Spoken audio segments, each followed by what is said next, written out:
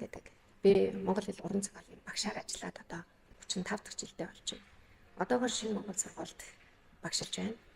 Энэ хугацаанд олон мянган шав нарыг нийгэмд бэлтгэн гаргасан байна.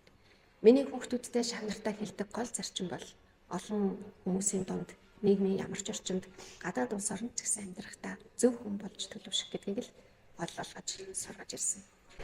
Би монгол хэлний хичээл, уран зохиолын хичээлийн зөвхөн судлагдахууны багш биш юм аа. Энэ хичээлээрээ дамжуулаад дэлхийн хавтгаарч байгаа цаг үед улс үндэстнийхээ соёлыг тээжүүлдэг олон шав нар гаргахынсан гэж боддог.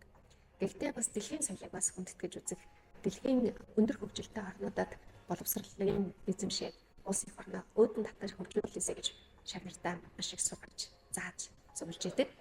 Тухайлх юм бол Канадын Торонтогийн их сургуульд Бямбагийн эмгчин гэж байгаа маань сурч байна. Ирээдүйд ерөнхийлөгч болох хүсэл зорилготойгоор энэ сургуулийг сонгосон. Тэгээ энэ хотныхоо ирээдүйн мэрэгжлийн хандлагыг сонгоход хамтарч ажиллаж ирсэн. Мөн Нидерландын Амстердам хотод магистр хамгаалаад ирсэн Тэлмүүн гэдэг шавьгаа ярих бас бахархалтай байна. Гэт мэтэр улс үндэстний соёлыг суралцаад эргээд улс орноо хөгжүүлж дэлхийн өндөр зэрэгтэй улс орнод амжихыг зориорой гэж хамтдаа хэлдэг. Гэхдээ зөвхөн мэдлэг боловсролоор хязгаарлагдахгүй хаан ч явсан соёлтой бусдын соёлыг хүндэлдэг хүмүүс одоо гэдэг юм хандлага төлөвшлийг хичээлээрээ дамжуулж ирсний үр дүнд олон шав нар маань ирж Монгол улсаа хөгжүүлж байна. За дараа нь олон жилийн туршлагаас үндэслээд их хэл соёлыг хэрхэн зааж сургах гэдэг талаар улсынхаа монгол хэлний 8000 гаруй багш нарт бас сургалт семинар явуулж байна. Улаанбаатар хотынхаа хэмжээнд 4000 гаруй багш удирдах байна. За яг миний гэсэн нэгээс 3 жил ажилладаг 50 багшийг яг өөрийнхөө арга зүгээр удирдан дадлагжуулж байна.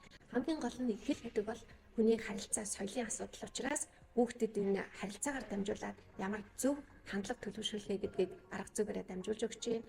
Уран зохиол гэдэг бол унших соёл учраас дэлхийн болоод Монголынхоо соёлоос хэрхэн яаж уншиж судлах вэ гэдэг аргыг бас зааж түгээж байна. Сургалт мэрэгжлийн талаас гадна бас сургуулийнхаа ментор багш ёс зүйн зөвлөлд орж ажиллаж байна.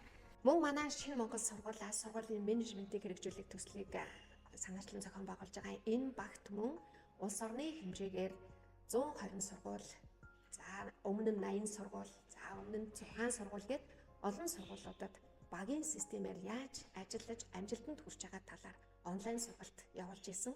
Тэгээ энэ сургуулийнхаа арга туршлагыг бусад сургуульд түгээн дэлгэрүүлж байгаадаа маш их баяртай байдаг. За энэ арга зүйг түгээн дэлгэрүүлснээр бусад улс оронтой зэрэгцэн орших боловсролын системийг мөн дэлхийд гаргах ийм нэр хүндтэй ажил хийж байна гэж өөрөөрөө бахархдаг да.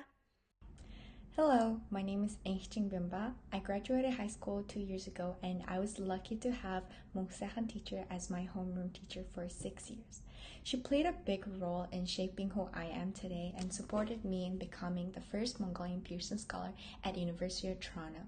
But it's not just me, she also guided a lot of people that I know and my classmates and students to do their best and reach their full potential. Mung Sehan teacher is a true role model and I believe she deserves a recognition for the positive impact she has made on all of us. Thank you so much.